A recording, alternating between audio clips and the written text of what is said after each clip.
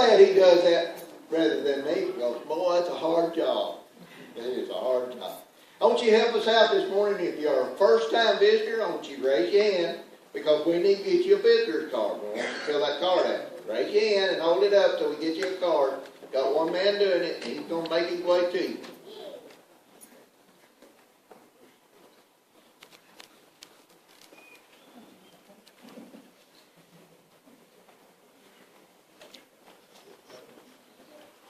Brother, you're going to need some more pens. Yes, sir.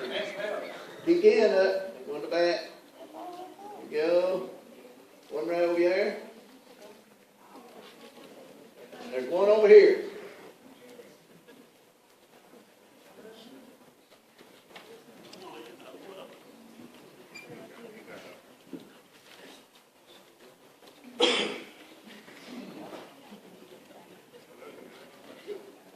No crying in baseball, but you can run in church. All right, visitors, listen to me. Fill those cards out. You get to keep the pen, that's a gift. Put the cards back in the offering plate when they come around so we can take that and have a record from them. Now, look up here at me. Visitors, look at me. See this young lady right here? See her? You got her?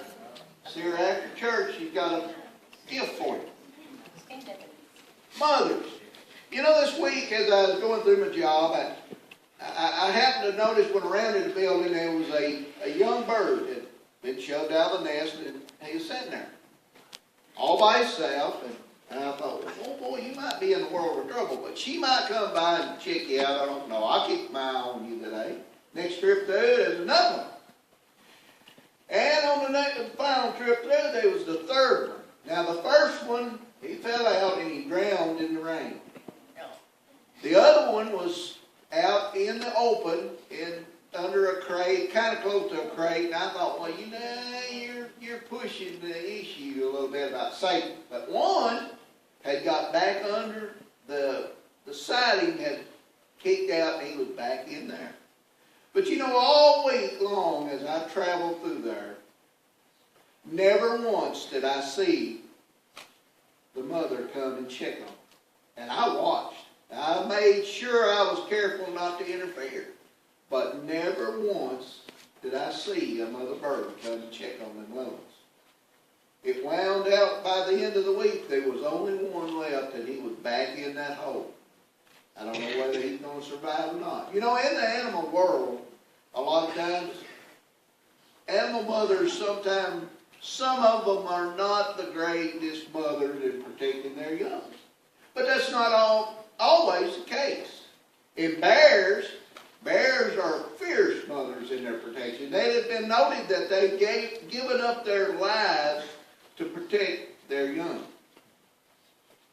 And I've learned in my hunting experiences, when I go into the woods where there's bears, don't mess with a mama bear, okay?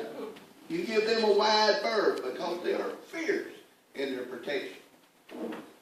Sadly to say that in the human realm, it's the same thing. We hear on the news all the time about how mothers have maybe abused their children. I don't want to even talk about abortion because that's a touchy subject for me. But that's not necessarily always the case. There are stories about mothers that have given their lives so that their babies would be born. They've given their lives when someone threatened their young, and they've given their lives in protection. Whether better or worse, it is the female of our species that God has chosen to bring life into this world. And by that choice, we are to honor the mothers of this world. Not only today, but each and every day of our lives. Because a long time ago, there was a young woman that was handpicked and chosen by God to bring the truth and the life through Jesus Christ, the Son, into this world. So let's be thankful each and every day of our life for the mothers of this world. Let's stand and pray.